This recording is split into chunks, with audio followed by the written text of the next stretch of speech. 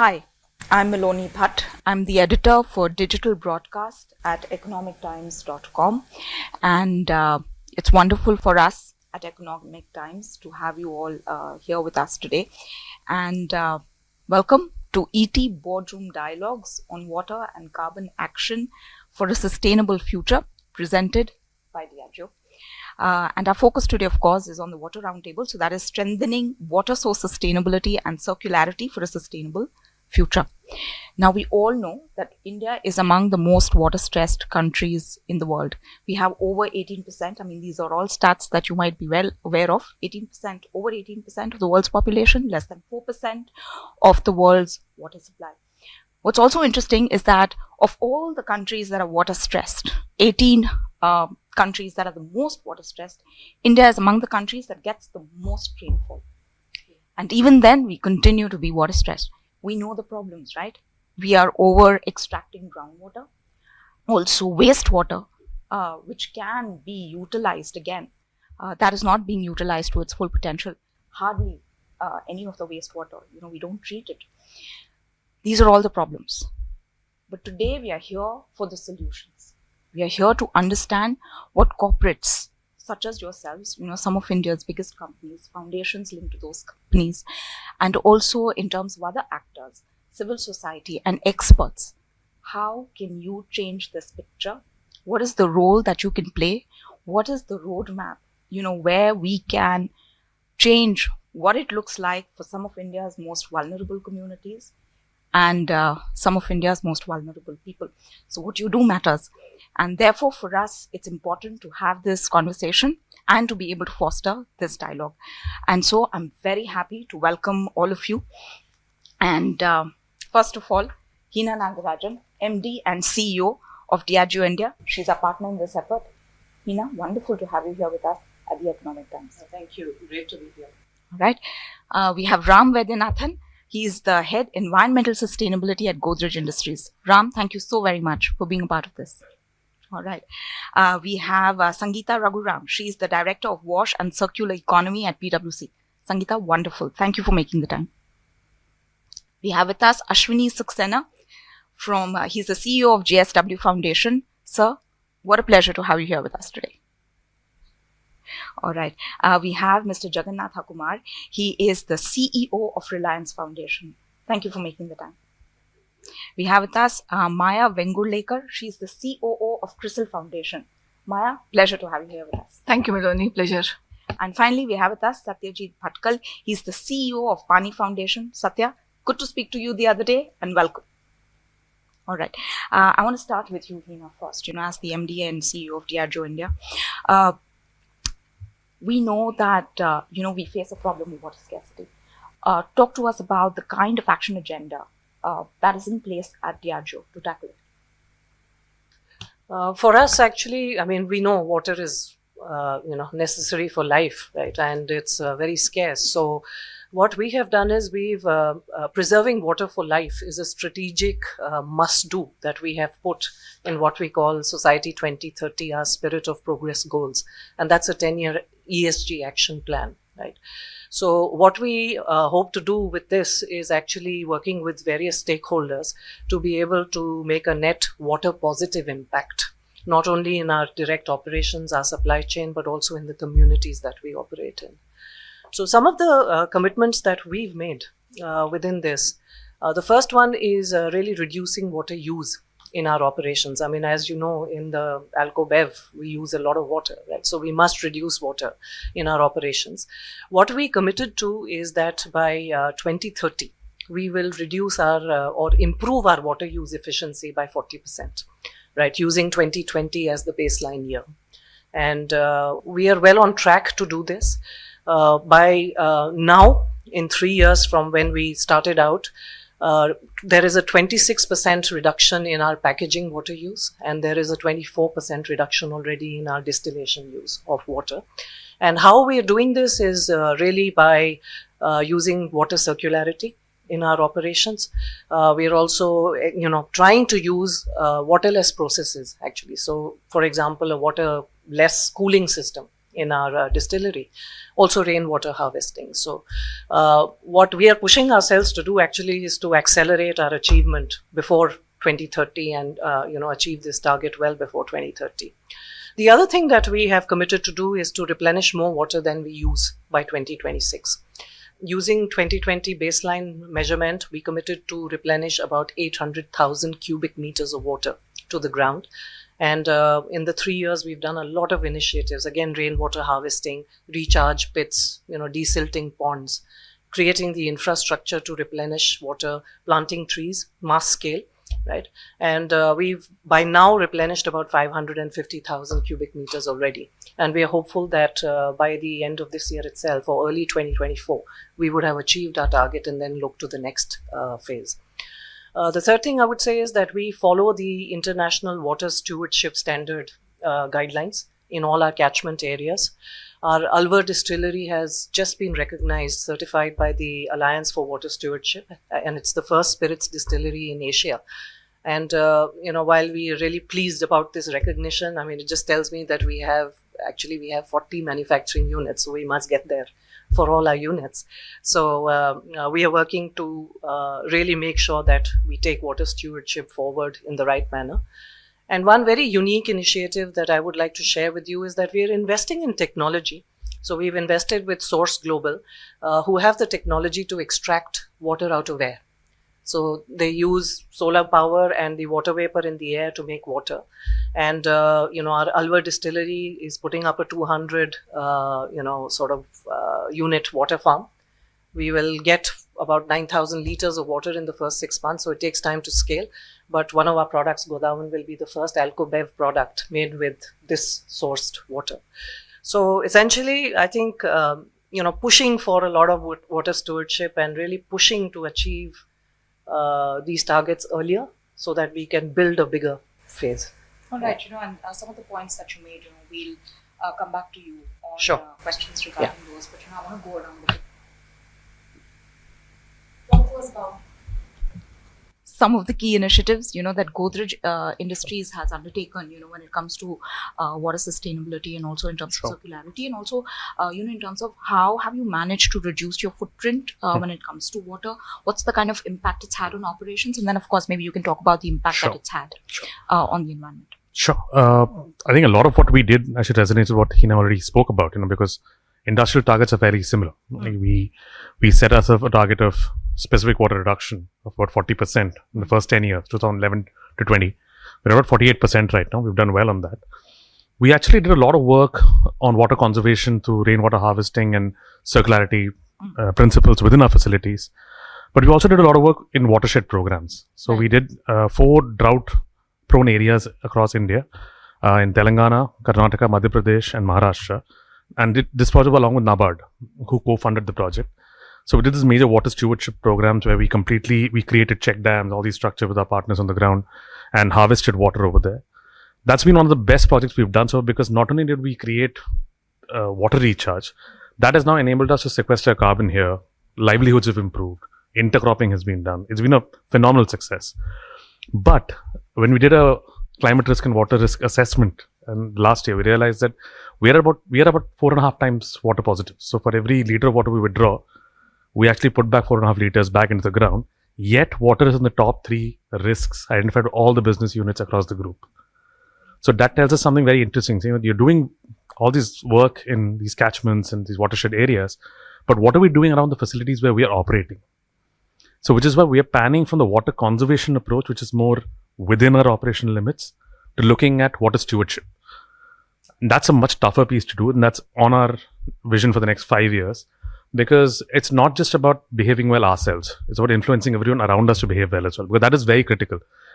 We've realized, for example, there are many of our facilities which are zero liquid discharge and yet facing water shortages in the neighborhood communities, because while we are not withdrawing any more water in those facilities, things like drinking water and the demand from the communities around us have become more and more. So there's a major issue.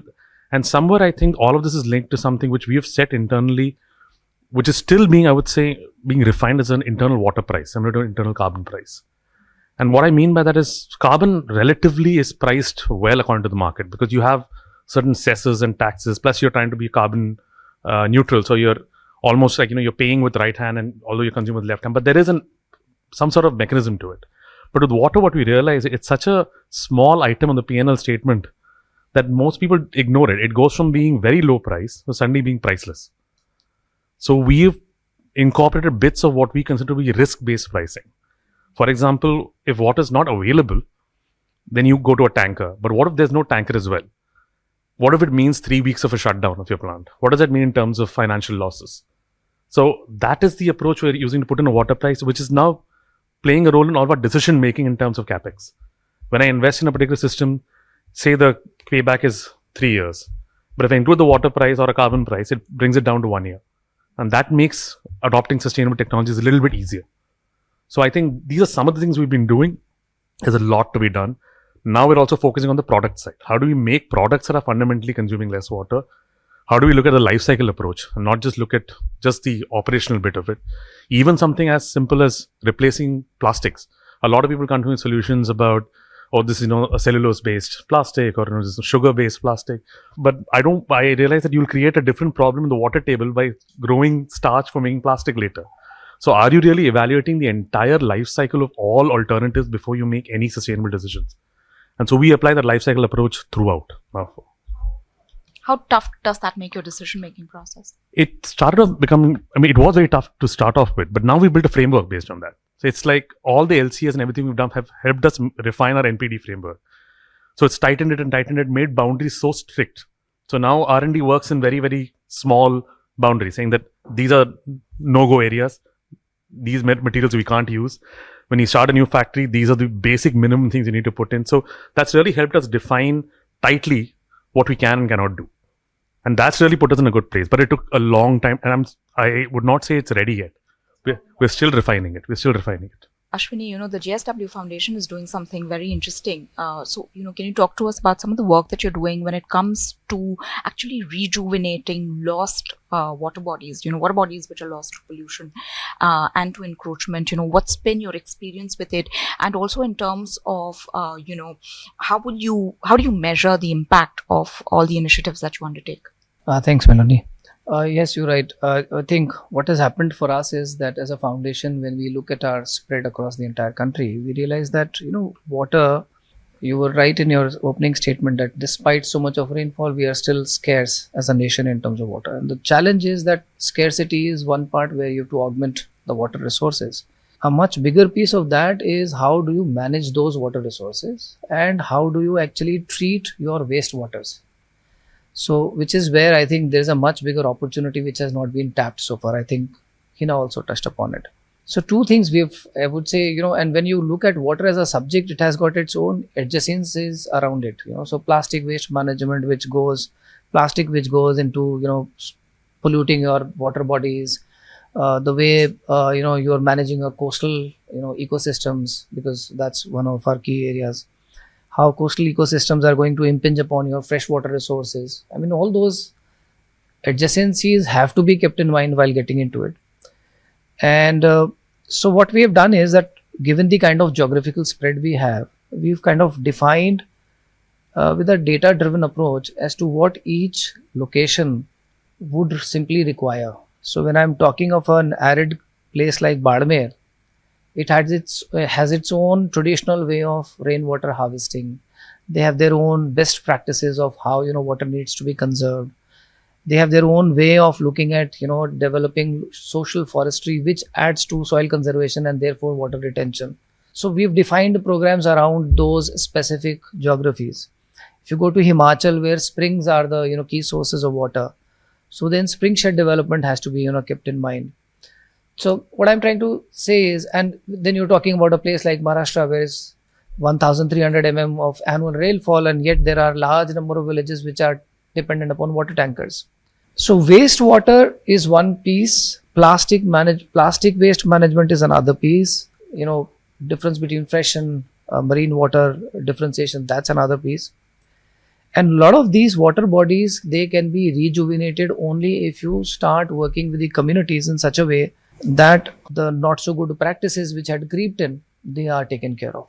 And therefore it takes a whole lot of effort, not just as a technical program, but I would say more as a social development program as well, where I think the biggest success that we have received is by working with in places in Maharashtra with self-help groups, where the women self-help groups have been at the forefront in terms of cleaning the ponds, the water management committees that have been set up in the villages, who define along with the Gram Panchayat members as to how the water body is going to be henceforth treated.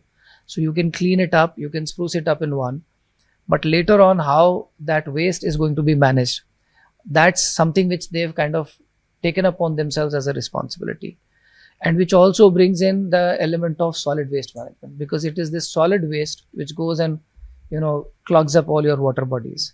And how do you kind of define that? So as big as a project like say in Bangalore, where we rejuvenated a very big lake, to small ponds across all locations where we are working, the process, I would say, has remained the same, involving the communities, getting them the right appropriate technology, and then hand-holding them till the time they are completely capable of doing it, and using wastewater not just as a curse but as an opportunity. It's an opportunity. So there are examples where we've constructed DWAT structures at a sizable number, and the farmers are now actually using that water because it has got a high BOD content in it. So it is actually suitable for their agricultural practices. So those are the kind of approaches that we have taken in terms of water body rejuvenation, I would say. I think as of now we've reached about 5.5 million cubic meters of additional storage that we have created. And the yardstick of success is that those villagers who were dependent upon tankers, today they are not dependent upon tankers. For those 4 months or 5 months every year when they were completely dependent on a water tanker, even for drinking purposes, now they have around the year water available to them. So that's one yardstick. Second, pond which was cleaned in say financial year 2021, is it still being clean or not? That's another. How the village development plan itself, which we are I think quite keenly involved in all locations, is it capturing sufficient resources from its own budget for maintaining the water bodies or not?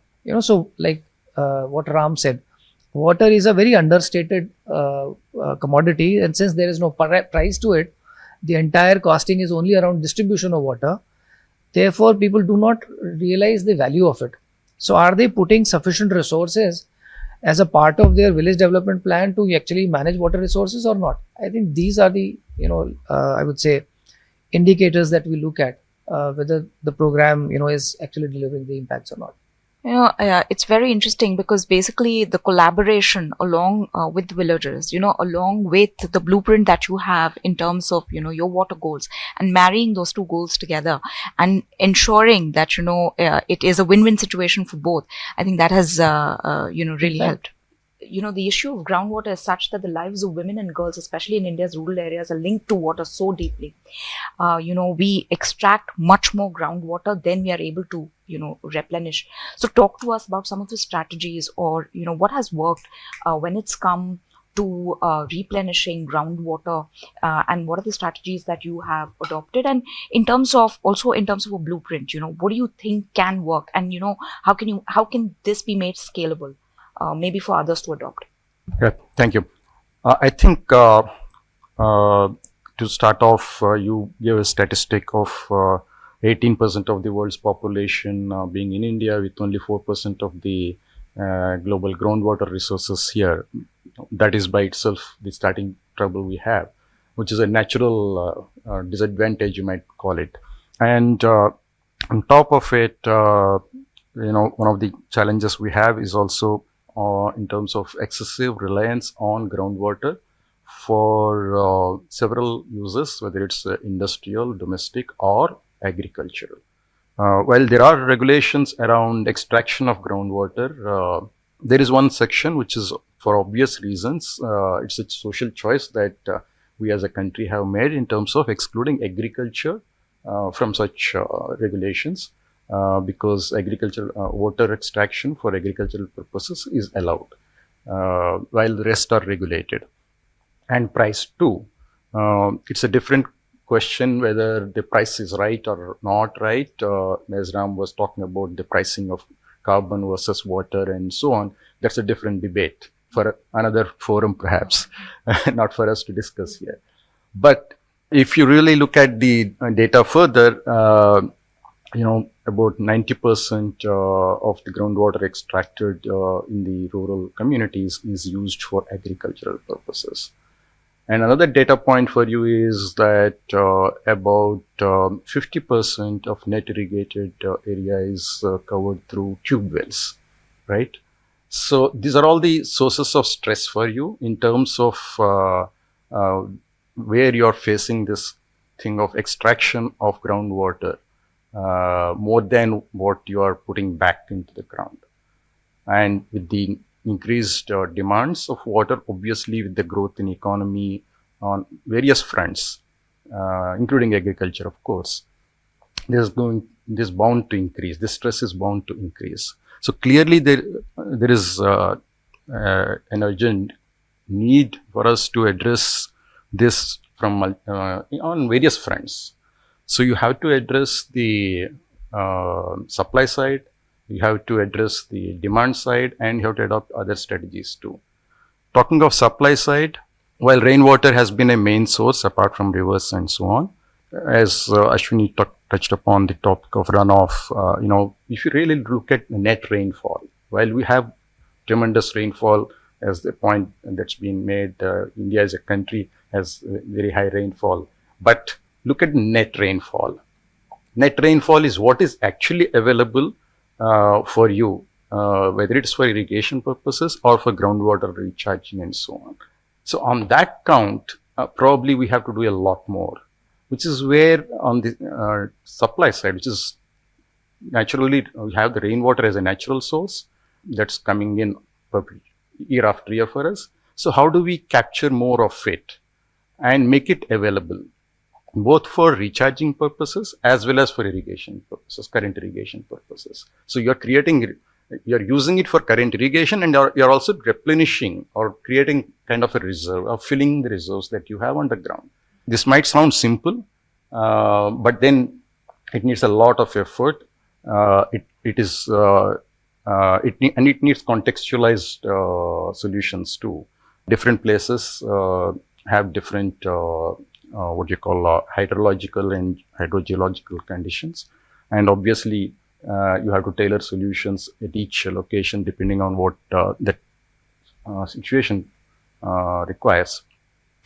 And the easiest thing is, of course, water harvesting, and on one side, and then how do you arrest the runoff of the water? There are many local solutions or common solutions too, or even in terms of river flows and all that. How do we make sure that water is tapped properly and so on? So that's one part of the thing. On the supply side, there are many other things one can debate about. This is something which people can take up, and we have been doing that extensively in various parts of the country. An example in terms of what we have done just through water harvesting structures and similar things in a state like Rajasthan, in a cluster of 26 villages, we have studied over a period of 4 years through the water harvesting structures we have created. We have seen the water level increase by 7 meters in 4 years period post monsoon. So it's a comparable period each year, 4 years it was measured, and we have seen a 7-meter water level increase across this cluster of villages on an average. So that's a demonstration of things like that working, and this obviously needs local efforts. This is not, as I said, you decide here and you can implement everywhere across the country kind of thing. It needs a lot of efforts on the ground. So that's on the supply side. Now on the demand side, obviously, while you might increase the availability of water, it shouldn't then lead to increased usage or splurging, if I may say, of the water just because you have more availability now. So on the demand side, also it is equally challenging in terms of managing this because again of the perception or reality of the thing that water is a free resource in a way. It's a natural resource, of course, but it's not unlimited, it's not free as such in real terms. So that is the thing to be managed when it comes to demand management. How do you then decide who gets what, who accesses what, and how do we manage the available resource within the community, particularly in the rural areas, right? In urban areas, municipalities are regulating this, obviously. And in rural areas, it's unregulated. And, then you have to have a self-regulated mechanism in terms of managing this water. So how are you doing it? Well, through the village community associations and, of course, panchayats. And panchayat is a body that exists, but it's not just good enough to do through panchayats. You need to mobilize the community around this in terms of being a common interest. You have to adopt a commons approach to this. So if one person dips in and takes away everything, the rest are deprived. And so you have to interconnect them by saying that, guys, these are all, if one person takes away, the others are going to be deprived. In village communities, you need to build that awareness. And it has to be a self-governance mechanism, basically. But they have fallen into the bad habit of undervaluing water. Essentially, that is what you're saying, that we undervalue water as a resource. Yes. And that is, and their cropping pattern and everything is all askew, right? Yes. So like, for instance, in Maharashtra, Marathwada, which may not have a lot of water, we'll still have a lot of sugarcane fields. But there is, the reason that they have it is because there is a monetary element to it. Yes. Now, how do you talk to a community, when they know that there is a money value attached to it, and then that cropping pattern, whether that shifts, that whole dynamic when it comes to money? How do you do that? That's not an easy problem to solve. So I can give you an example from another state, which is Madhya Pradesh.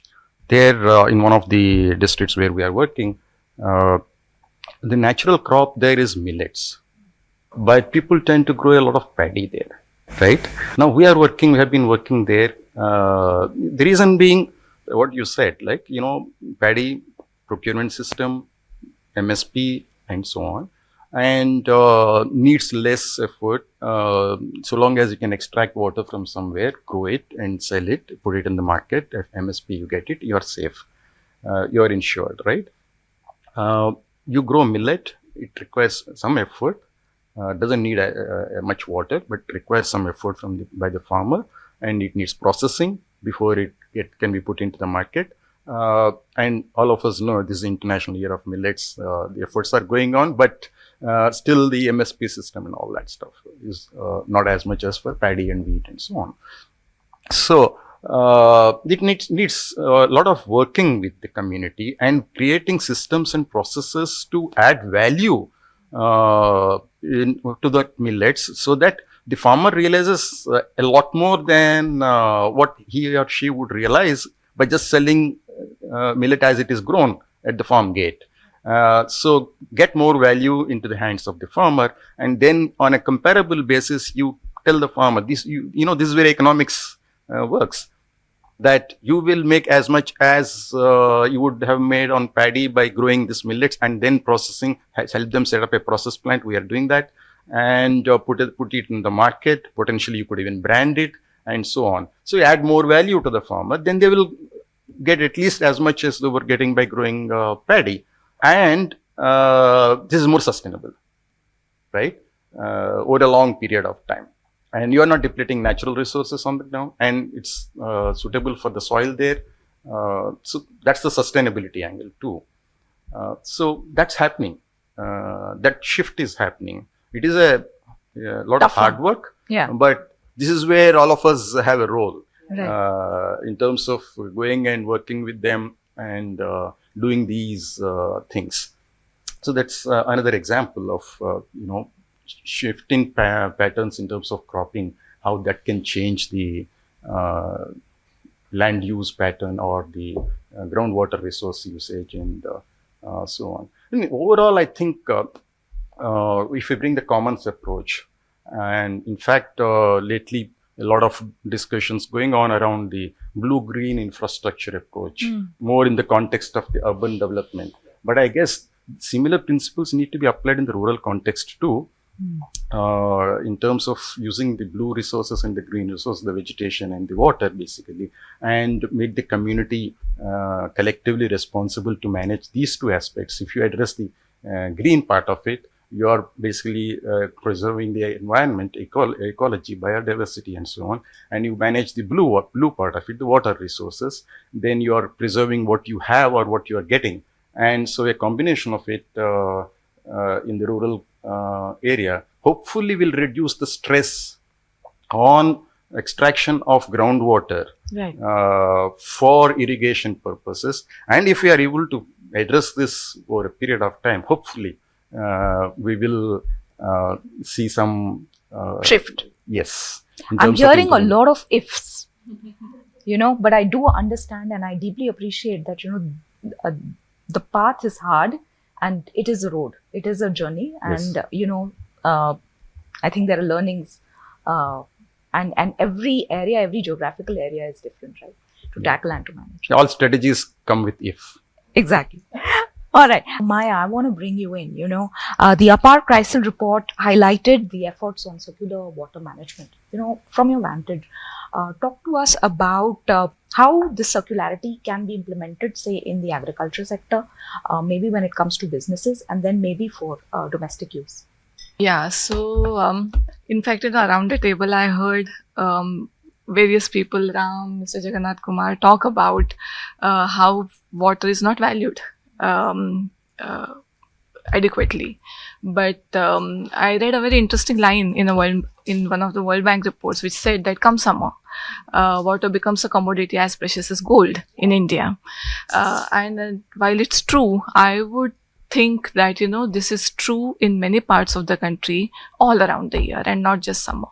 So clearly, there is an urgent and dire need for water as a resource to be conserved and managed better. There are several challenges we heard, around the table, what those are, but primarily, the standpoint or the vantage point where CRISIL sits and looks at the scenario, what we see is that lack of awareness, inefficient governance structures, inefficient tariff structures, and last but not the least, lack of data, reliable data, which hinders the process of decision making. Okay, and that's the reason why, I'll come to the, circularity point, Miloni, which you raised. But before that, I just, would like to briefly talk about the work that CRISIL does at 3 levels, I would say.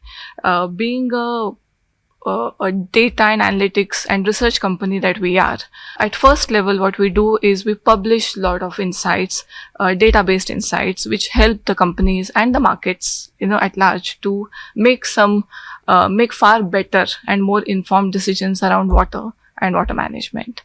As a corporate citizen, responsible corporate citizens, some of the steps that we have taken to reduce and recycle water.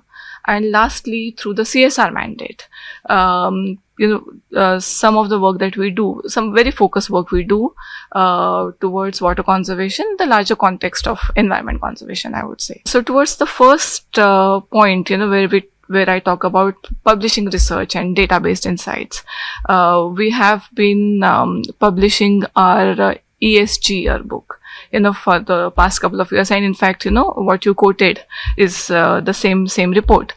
So basically, this 2022 edition covered about 575 companies across more than 50 sectors. We kind of presented data and scores on various parameters mapping to E, S, and G, including parameters concerning water consumption. So towards water, we looked at parameters around water consumption, water recycling, and water withdrawal. Yeah. So the groundwater drawing that, we have been talking about. And, what we see is that the disclosure practices of companies, when we published this for the first time in 21, hardly any meaningful data that we found companies reporting, very few. By the time we got to 2022 edition, the disclosures had improved. So while of course SEBI is taking very important measures around the BRSR piece, but I feel that these kind of data and numbers being put out by independent agencies like CRISIL also help in terms of providing the right nudges. I want to stop you right there. What are the sort of companies? Are these the big companies that are reporting, perhaps more extensively and deeply? And do you have the smaller ones, the medium enterprises, where, you see the lack? Is there a sort of a difference? No. Okay. So it's not according to the size of the companies.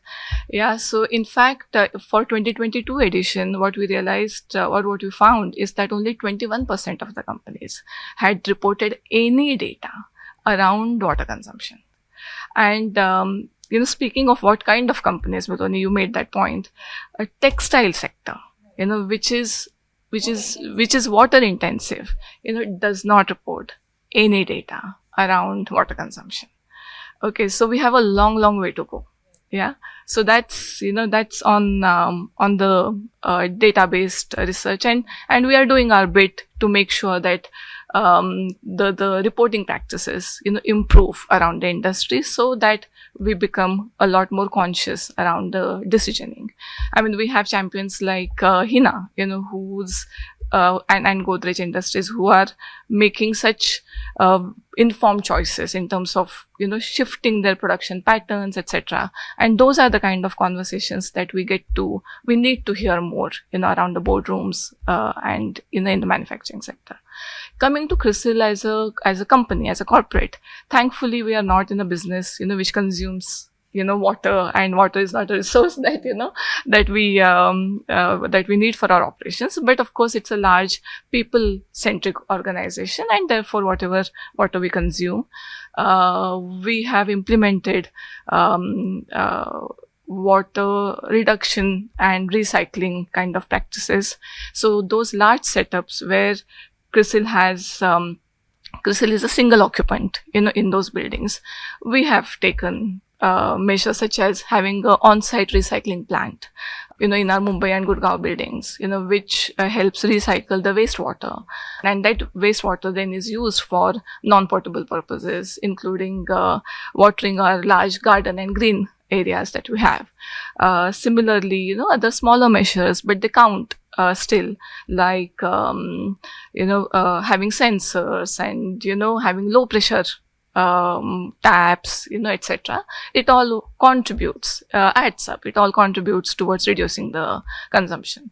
On the foundation side, we work, as I said, in the larger context of environment conservation, and our focus is on planting urban forests. Yeah, so afforestation is a major focus area.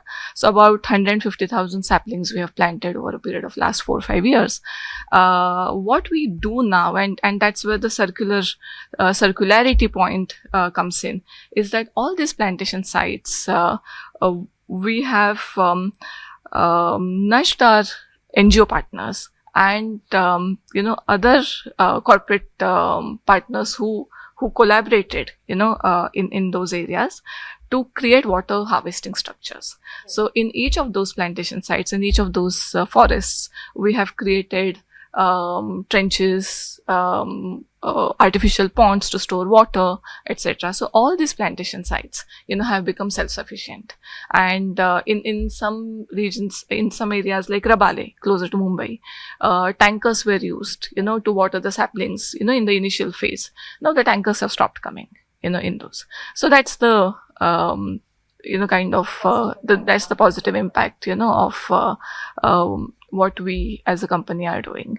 If you look at how India consumes water, okay, the water balance the proportion is 80-10-10.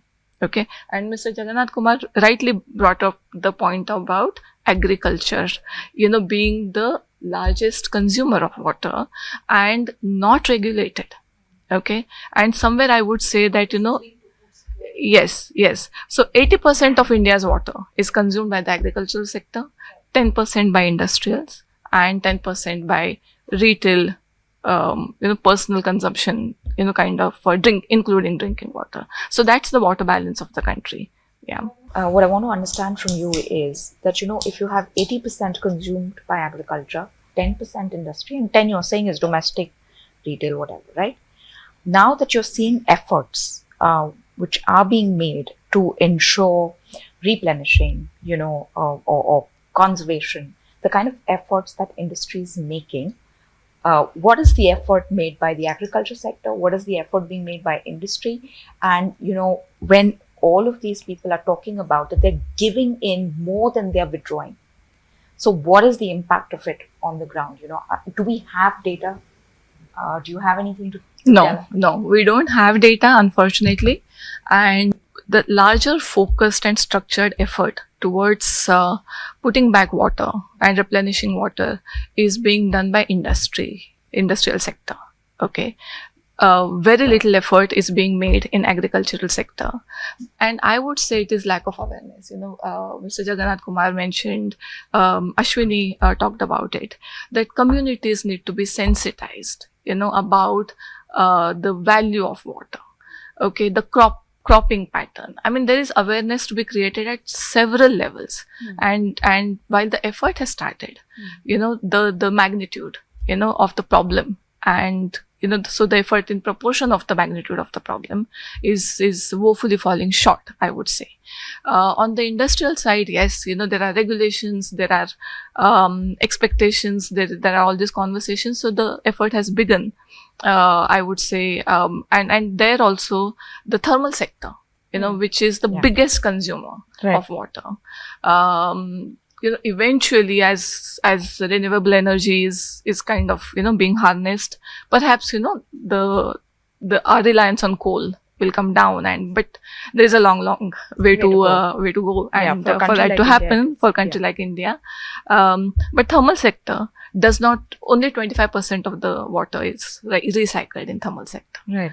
Okay, so we have some work to do on the industrial side. After agriculture, if there is a second area of concern, it's the urban consumption, the domestic use. Okay, because I'll just, give you, quote an example of Singapore. Okay, if you compare Singapore with Mumbai, very similar climatic conditions, significantly affluent compared to Mumbai, and less populated compared to Mumbai. Okay, the per capita per day water supply is less than 175 liters, whereas in Mumbai it is 300 liters.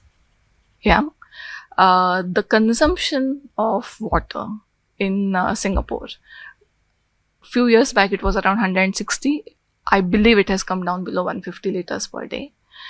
In Mumbai, while there is the penetration of meters, water meters is very bad, but still, despite whatever data that's available, the consumption should be around 200 liters per day, and 100 liters of water approximately is estimated to be wasted. That's a stark number. And this is per capita. This is per capita. So we have work on many fronts. Satya, you've heard all of them. You've done some phenomenal work, especially when it comes, in collaborating with so many people on the ground in villages. Talk to us about some of the learnings, and how have you gone about affecting that change? So we come from as in Paani Foundation comes from a slightly unusual space. It's a foundational initiative born out of a television show. So many years back, a decade back, Amir Khan, Kiran Rao and we worked on a show called Satyamev Jayate. And that was an attempt to discuss social issues in a very collaborative way with the whole country. And we were trying to see whether that communication could actually make some change on ground. And we were delighted to discover that there was an enormous impact due to the show. In fact, the impact of the show was so large that we felt that we needed to shut the show down because there were certain problems in terms of dealing. When you're making a show, each week you're doing a different topic. And if you want to make an impact, you need to show some kind of continuity. You can't just move from one topic to the next. We saw that on issue after issue in this country, there are wonderful people, wonderful organizations, wonderful companies, wonderful bureaucrats, wonderful, people at every level of society who are making a change, who are making a difference, and who are solving problems. The challenge, however, is the solution does not acquire scale. So we framed the problem in this way that we have know-how, but we have no scale. And that was a puzzle for us. That why is it that when there is proven know-how in solid waste management, it doesn't scale up? There is proven know-how in how to deal with female feticide, it doesn't scale up. There is proven know-how or approaches in how to deal with various things, but they don't scale up. And especially in water, we discovered that there is proven know-how for the longest, but for some reason, it was not scaling up. What is this know-how? So far as Peninsular India is concerned, which is really a groundwater zone, the proven know-how is what is called decentralized watershed management. Now, decentralized watershed management came to Maharashtra back in the 70s with Vilasrao Salunkhe, then there's been Anna Hazare, Popatrao Pawarji, stalwarts, world-renowned people who have demonstrated that this is a very, very low-cost technology that will work. So why is it that Anna Hazare's village has water but the next village may not?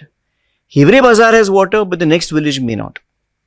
So what is it that is preventing proven technology from acquiring scale? And we put ourselves the question that can communication be a part of this missing puzzle? Could communication act as a force multiplier to take proven technology to scale? And with that in mind, we started Paani Foundation and we said, let's try a different approach. That instead of trying to solve the problem for others, can we motivate them to solve their own problem? So how do we do that? So the worst way to do that would be through a speech, right? So we said, can we make it fun? Can we make it cool? Can we make it aspirational? So we designed a competition. The competition was called the Satyameva Jayate Water Cup. And fortunately for us, very, very important and wonderful partners like Reliance Foundation came forward to help us. And we were able to offer the villages large cash prizes. So like in the first year of the competition, the winning Gram Panchayat got 50 lakhs.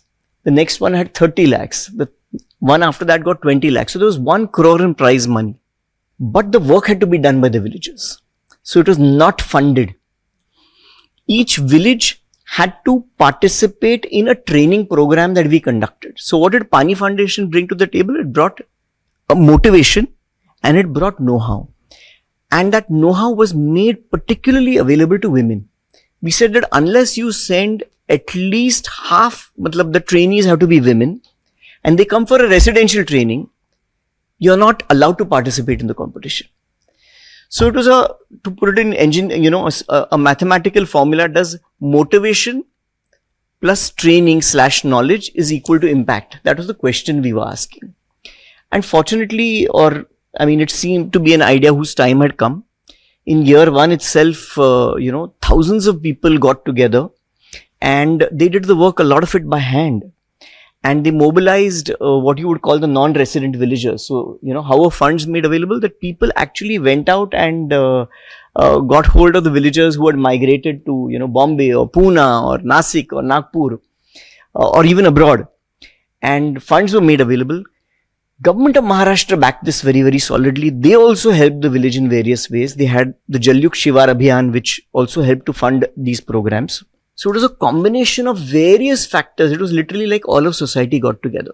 So we were able to scale up literally in 24 months from just 3 blocks to 75 blocks.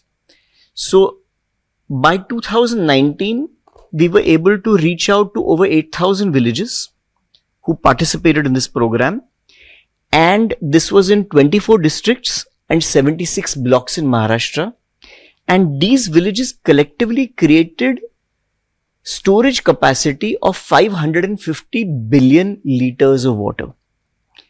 And literally a few thousand villages moved from becoming completely dependent on tankers to becoming water abundant. So this was a method that we harnessed, but this method had severe limitations. Because at best, this method is dealing with the supply side of the problem. And that still leaves the demand side of water wide open. Now, the demand side of water is literally the holy grail. If we want to drink water with our hands, all the fingers have to come together. So if you think of the fingers as the different parts of society, then if we are a fractured society, then we are never going to be able to solve for water. So if we want to solve for water, technology is important, money is important, many things are important. But at core, we have to solve for social fracture. If we are able to solve for social fracture, nature will reward us. So we said the whole water cup was an opportunity for people to come together. In fact, our slogan was Manasandharanatun Jalasandharana. मन संधारण मतलब लोग एक साथ आते हैं तब पानी रुकता है. So concept वो था. So we said, can we have the same approach vis-a-vis agriculture? Can we make low water intensity agriculture as remunerative as high intensity agriculture? And here we are dealing, what is the core problem in agriculture? We are saying that the core problem in agriculture is that the farmer is alone. बोलने के लिए we can say the problem is of markets, is of seed quality, is of this, that. But the core of it is a single farmer will never be able to solve for it. If we are able to get farmers to collectivize and get out of suboptimal holdings, it is creating the possibility of bringing technology, of bringing knowledge, of bringing mechanization, of bringing new markets. All kinds of possibilities open up.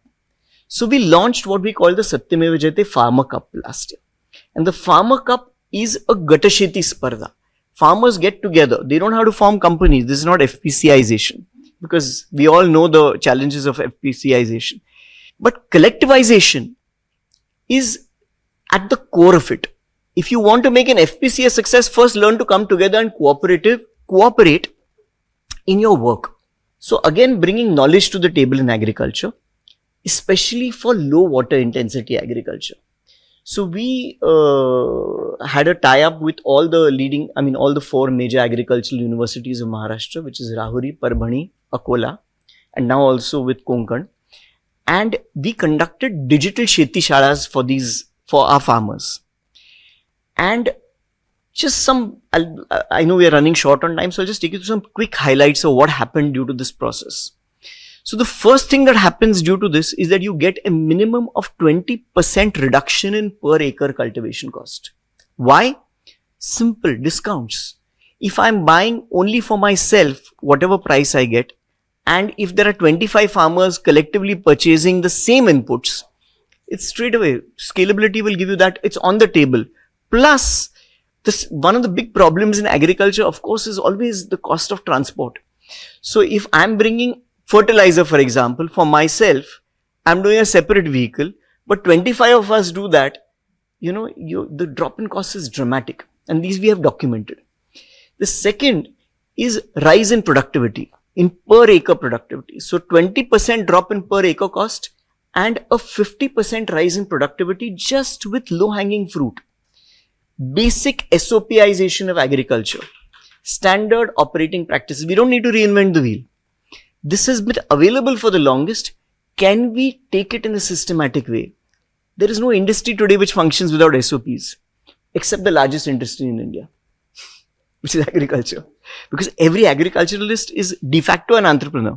So how do you bring SOPization to that entrepreneurship?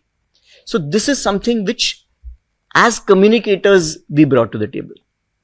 And the third thing is that because you have a drop in per acre cost and a rise in per acre productivity, all the gains in productivity go to the bottom line. So we saw in all our leading guts a 2x rise in profits per acre. So this year we have relaunched the Farmer Cup. So Farmer Cup 23 is going on even as we speak with far higher participation. And we are hoping that with crops like soya bean and, jwari and bazri fetching far higher profits per acre, that perhaps might help in getting a larger number of farmers to stay with low water intensity agriculture. But having said that, let me completely concur with Jagannatha Kumarji. This is always an if. It is a massive challenge, and it would be foolish to say that it is solved. It is just one effort, and time only will tell whether we'll be able to make any substantial gains in this direction. Sangeetha, you've heard all of them. We've talked of the challenges. We've talked of what everyone is doing in terms of corporate inputs. But in terms of data, in terms of technology, give us the wider picture. Where corporate India is. What more do you think can be done and can be achieved? I think I should start by saying that when it comes to data about water sources in India, India fares far better than most other developing economies. Kind of information that is collected by the Groundwater Authority, the state departments of these organizations, the Pollution Control Board, IMD, there is a lot of data available. And there are a lot of initiatives going on by the government, which is working towards making this data better quality, so that there is real-time data available. Whatever data needs to be collected is collected at least on a quarterly basis. Water census, which is covering all the water bodies. The National Hydrology Project, which is promising real-time data on water resources. I think by end of May 2024, we are going to have a whole lot of data which is going to help us. But what is also happening is the data that we have is in different silos. So when we have to understand the impact of any particular activity on the groundwater, because we spoke about groundwater being the major source of water across the country. India is the largest consumer of groundwater across the globe. And if we have to do any assessment, we heard of so many great initiatives going on. But if we have to really assess the kind of impact each of these initiatives have or collectively have on the water sources that we have, the challenge that we have is that it's very difficult to get the information in the right manner to be able to do that assessment and talk about it. For instance, a recharge activity might be happening in a shallow aquifer in one part of the same zone, but the source is actually a deeper aquifer in some other part, which is not really getting recharged. So multiple initiatives might be going on, but the deeper aquifer is not getting recharged. But we don't have the information to come to that conclusion yet. There is no coordinated effort which is happening across initiatives to be able to assess that. And that becomes a challenge, because you can't work on something you can't measure and address properly. And that is the challenge that we are working with right now. To a large extent, it might get addressed once the hydrology project is completed and you have better data to work with. But some of the issues which happens, the analysis perspective, which is the one that professionals like me struggle with, is that on the one hand, it's about the source. You talk about groundwater and what sort of data is available about the groundwater. The extraction part of the groundwater should also talk to what kind of data CPCB has or State Pollution Control Board has about what sort of water pollution is happening. These two data points need to talk to each other. That's not happening right now. And that's an area which will need to get addressed to really understand the implications of water security, which we are not addressing right now. And going forward, there are, when we talk about losses, there are multiple aspects to be addressed within that. But like you said, there are so many great examples of how it is being addressed, like you said, blue-green approach, which is the nature-based approach, where these initiatives are going on and tangible change is happening on the ground. So from that perspective, we can see that change is happening. But the quantification process of the impact is getting challenged.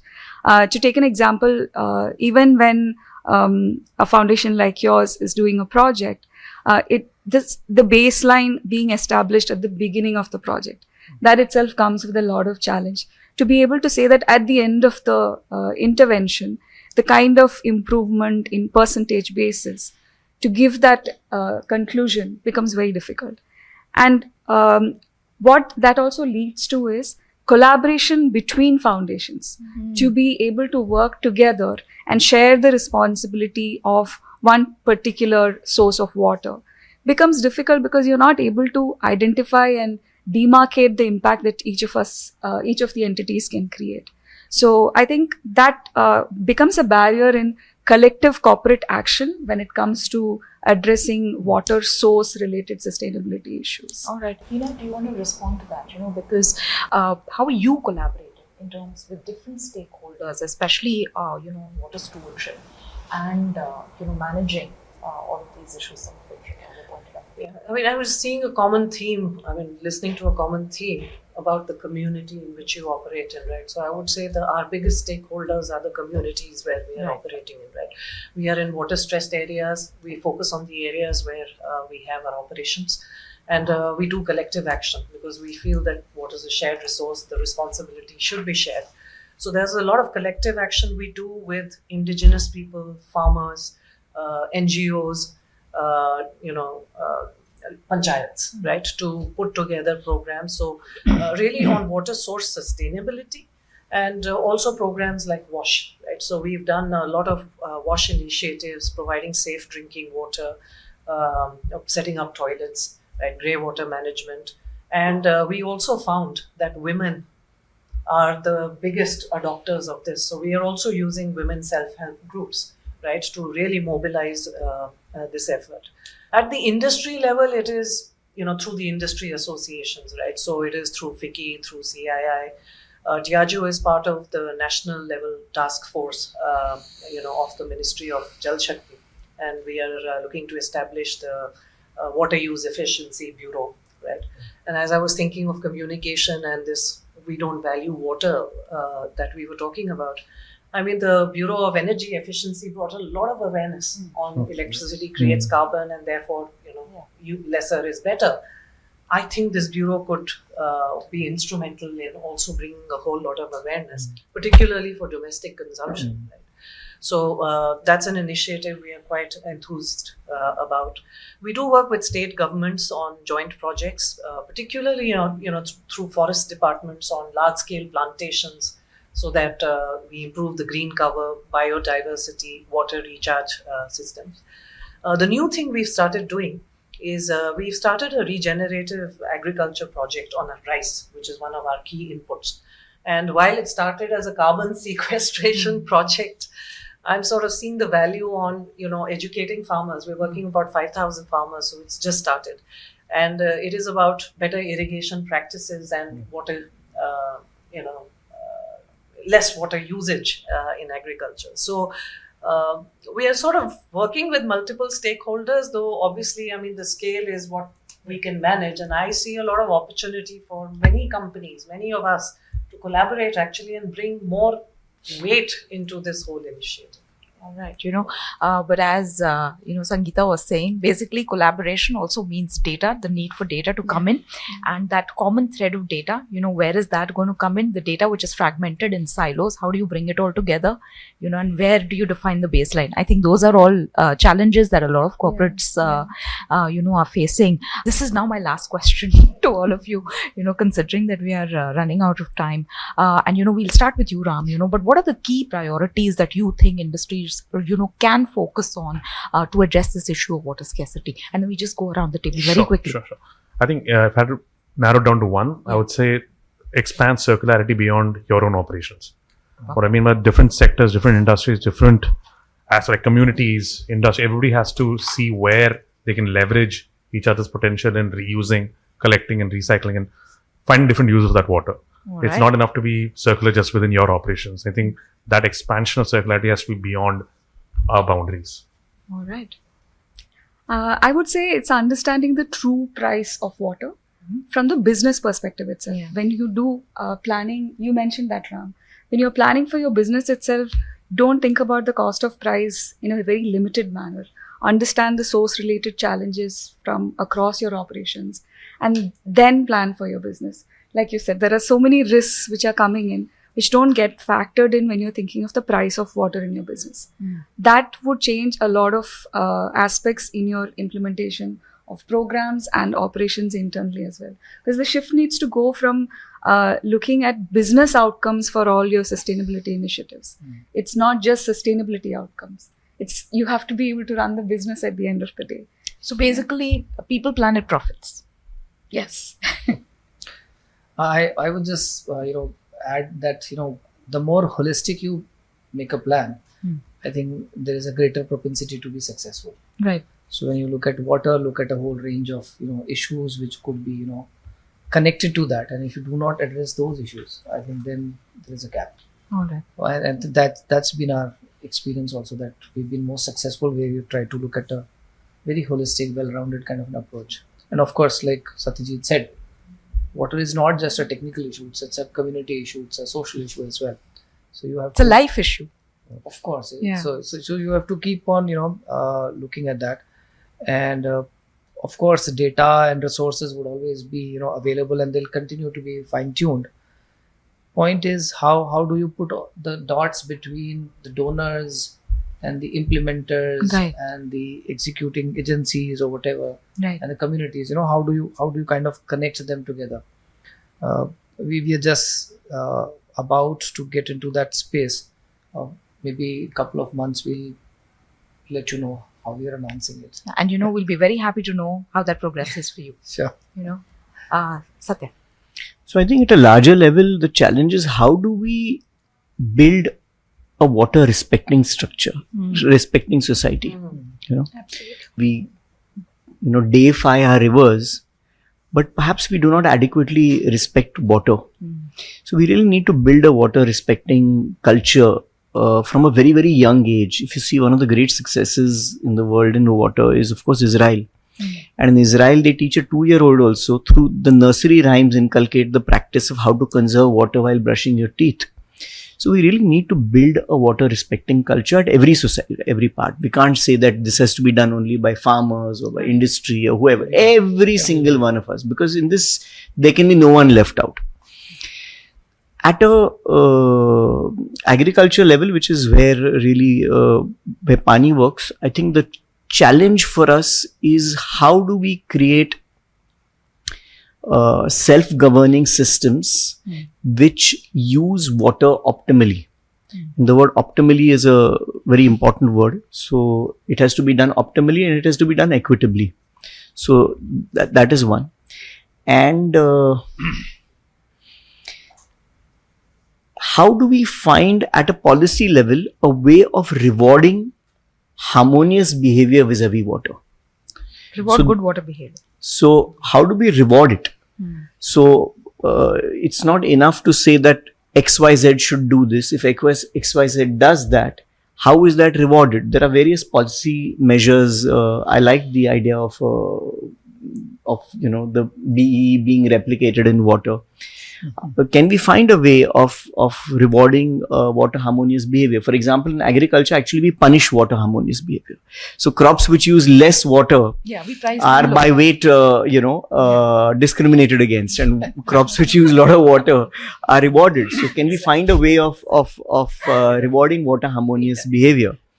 We use economic incentives for all other things. So there is, can we find a way of doing that creatively? I don't know quite how it would be done. So these are just some of the thoughts. Bring in the money motivation for water. Okay.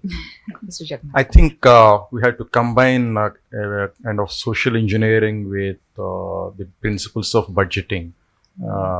Apply the principles of budgeting to water in terms of the sources of water, uses of water, and balance it. Then hopefully in the long run, combination of these two, social engineering in terms of communities working together for collective interest for generations, not looking at today, but looking for the future, and use the budgeting principles. All Way to right. go. Maya? So absolutely second what Satyajit said, that water respecting society is absolutely a must. But in addition to that, more closer home, I would focus on a very narrow issue of water recycling. And I believe that if recycling of water can be made more cost effective, more and more industry players will adopt recycling. Today recycling is an expensive affair, and that's why people tend to kind of Circumvent it. circumvent the issue. So make recycling The core. the core, make it cost effective. Some of the things, practices or incentives that we saw on the solar side, Right. if those can be replicated on the water recycling side, I'm sure the industry will reciprocate very well to that. Yeah. Hina, you have the last word.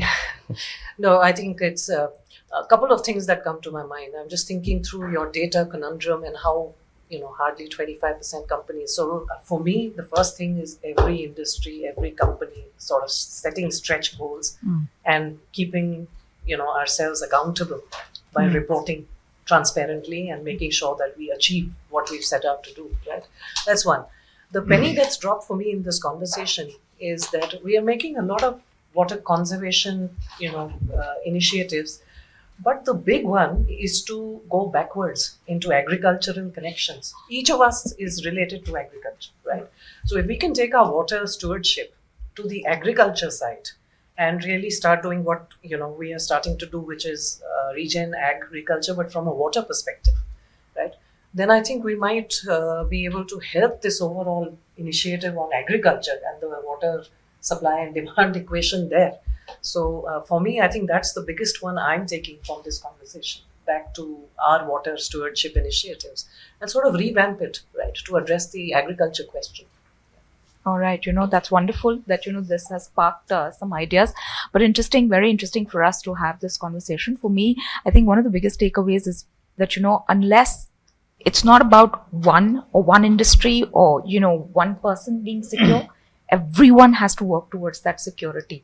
It's all for one here. So, everyone needs to be aligned. And it's wonderful for us to know that, while there are conundrums and while there are challenges and while there are problems, we might not have the data and we might not have the baseline. Companies are attempting to do, society is attempting to do things, and hopefully together we shall succeed. So thank you all very much for being a part of this roundtable. Thank Thank you. you. Thank you.